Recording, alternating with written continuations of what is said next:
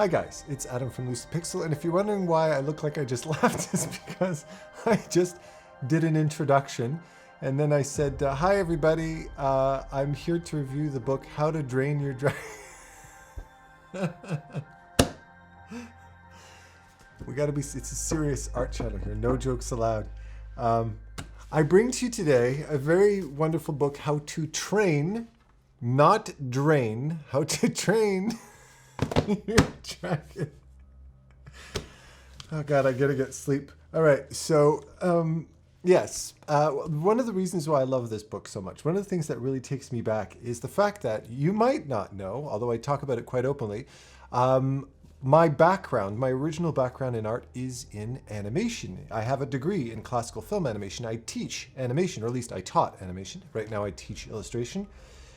So flipping through this gorgeous book after watching this beautiful, beautiful, beautiful movie, which I just got recently. I actually just saw it for the first time very recently. My God, did I fall in love with this movie. And the moment I saw the movie, I thought to myself, I have to do a review on the book if it's come out. And thankfully, here it is. The Art of How to Train Your Dragon, Hidden World, the latest release of How to Train Your Dragon. And let's crack this open. I don't want to introduce this too much. Every time I review a book, one of the things you'll note is that I always give you my first impression. And the first thing that I thought when I saw this was Breath of the Wild. It's just the Celtic designs and stuff like that. But what it's doing is it's giving you a playful kind of, not taking itself too seriously type of designs, but kind of integrating into that kind of Norse artwork type of symbolism, which I thought was really pretty. And setting expectations here, it's a story about l'amour, about love. And of course, where Night Fury meets Light Fury, you're introduced to majesty, this beautiful, colorful world, and that sets the tone moving forward. So you've got a beautiful splash of color, and then they take you into these beautiful open landscapes. And one of the things I love about this type of art, my friend Tyler does this really beautifully, is this amazing sense of scale. And by scale, I mean our eye catches the high contrast area here where you have these beautiful tall mountains with a bit of a man-made structure over here on the end. But then you notice the scale of these tiny little dragons in comparison that swoop in on the page from left to right. Really beautiful introduction to this, and nice and loose design. Again, a beautiful sense of majesty. This actually makes me think a lot about some of the pieces, some of the famous paintings by the Hudson River School of Painting. Really lovely stuff. Really beautiful kind of landscape. And I love how it transitions from water up to snow. Kind of makes me think of Vancouver a little bit. If you've ever been to BC in Canada, you can go to the beach during the day and you can go skiing at night because we have the very tall mountains there where the altitude's so high that it pretty much snows there all the time, as far as I know. Beautiful character. This young lady over here reminds me, every time I see her, she reminds me of my niece Trinity. She looks a lot like my niece Trinity, has that very similar face to her. It's very pretty. Notice here as well, one of the things you might notice about these paintings is that they're very concept-y. They're very color and atmosphere focused, and we're going to see more of that moving forward in the book. Something that I strongly encourage my students to do in the mentorship is storyboard a little bit. When we just do paintings that are just static thoughts, like a character standing there, which is what a lot of the stuff that I do, I always like to encourage artists, if they haven't, to storyboard.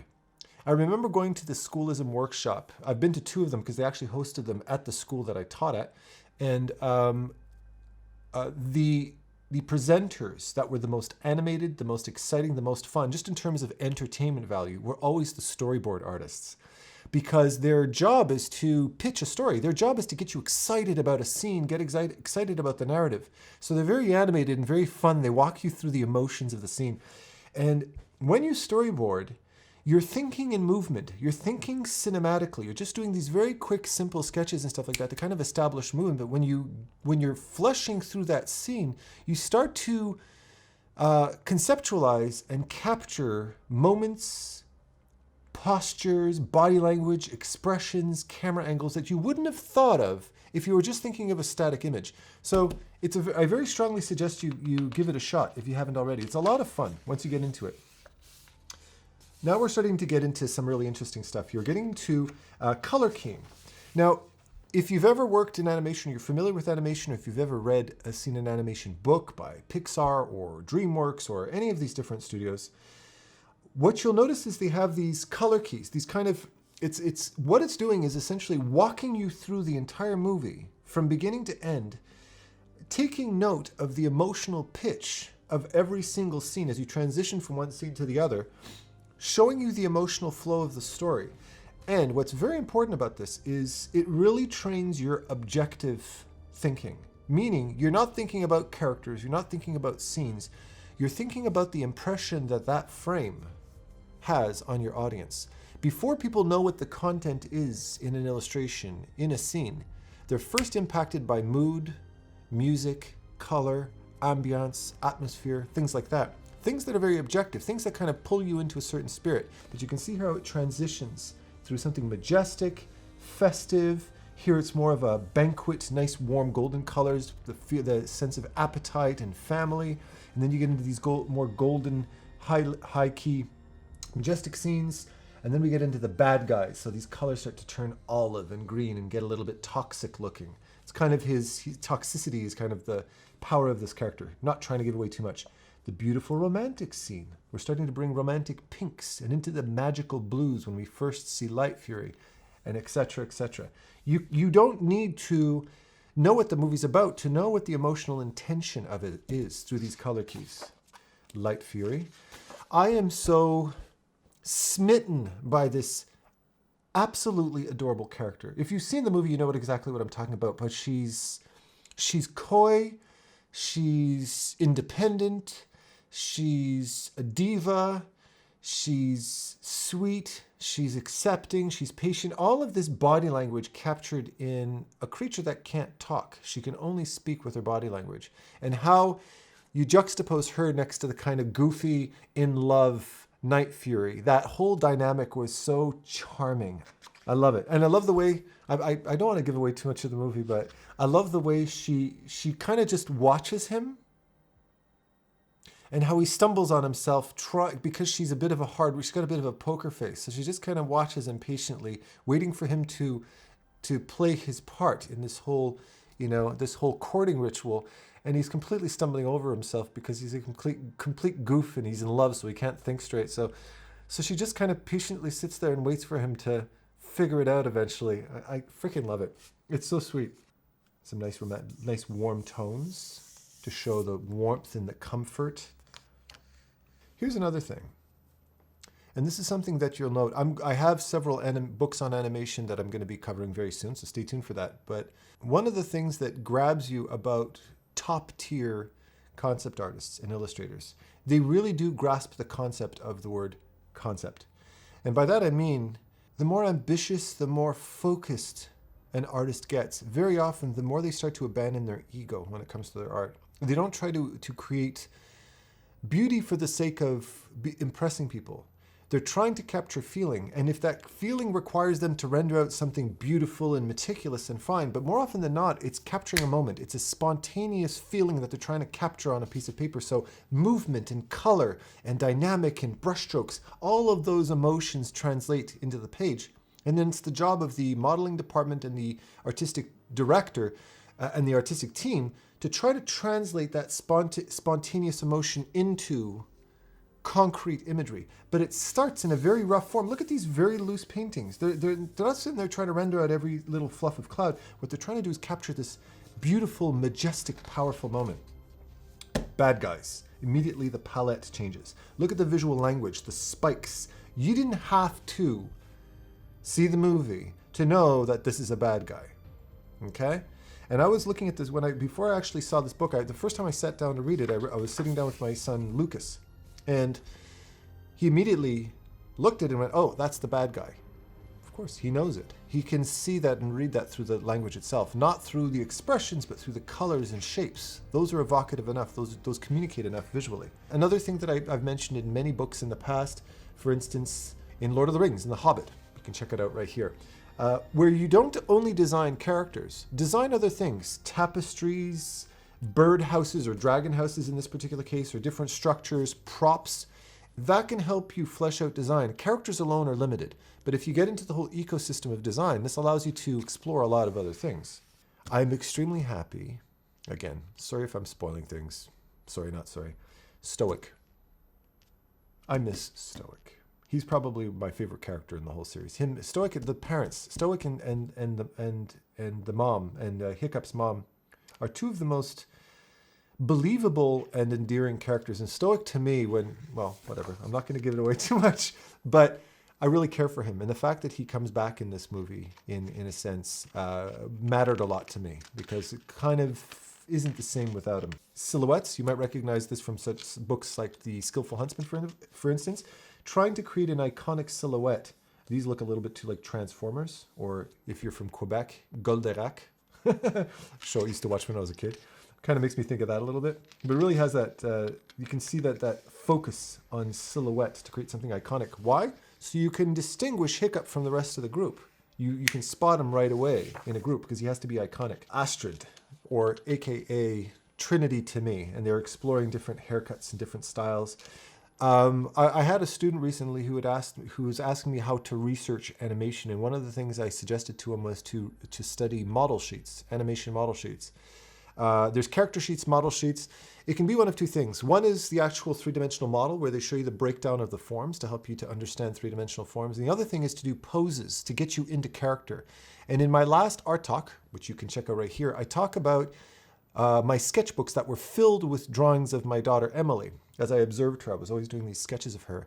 And they were essentially model sheets. I was capturing her poses, her gestures, her body language, her expressions.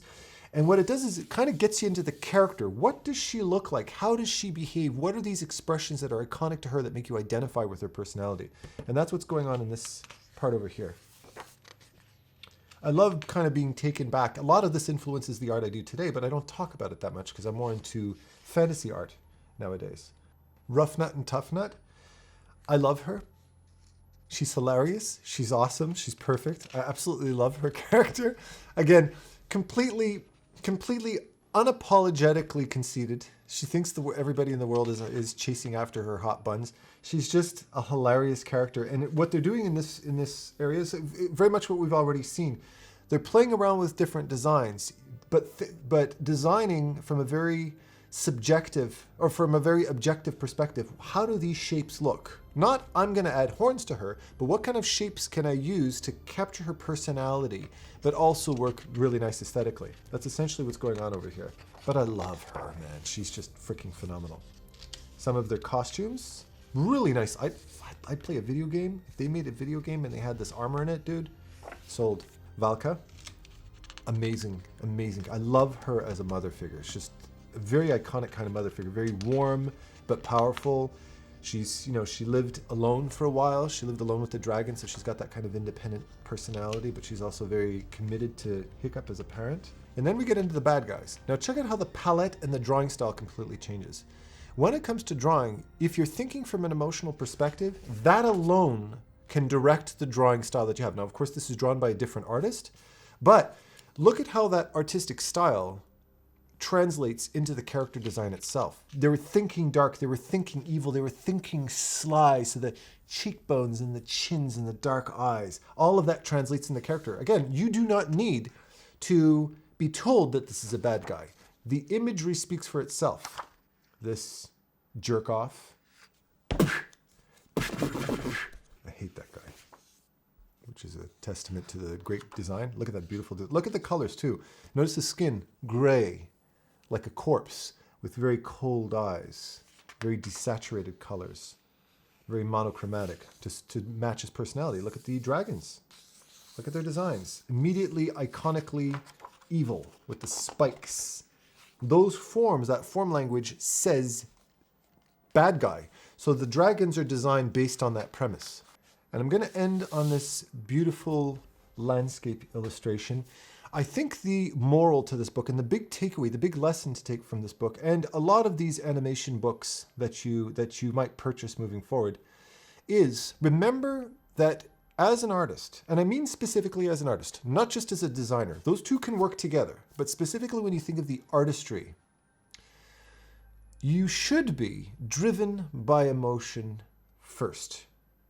Because ultimately, it's how you make people feel that's going to be memorable to them. The quality of the graphics, how good the technology is, the AI, the particle effects and stuff like that, that is just the seasoning on top of the big sundae. And the big sundae is the emotional impact that your artwork has on your audience. And when you drive your art based on that, it will help to direct your hand. It'll help you to direct your design choices in ways you may not have considered. But if you're only thinking about creating cool characters, more often than not, that's going to result in something that feels very generic and superficial. So I don't think there is a single book I've ever owned that better captures this beautiful emotional spirit in their artwork. And this translated flawlessly into the finished product. If you haven't seen the movie, if you haven't purchased it, go and get it. It's an absolute gem of a film. Probably my favorite How to Train Your Dragon. Not to be confused with How to Drain Your Dragon. I can't believe I said that. And of course, I had a blast watching the film and going over this book with you. Hopefully you enjoyed it too. And happy painting. Take care.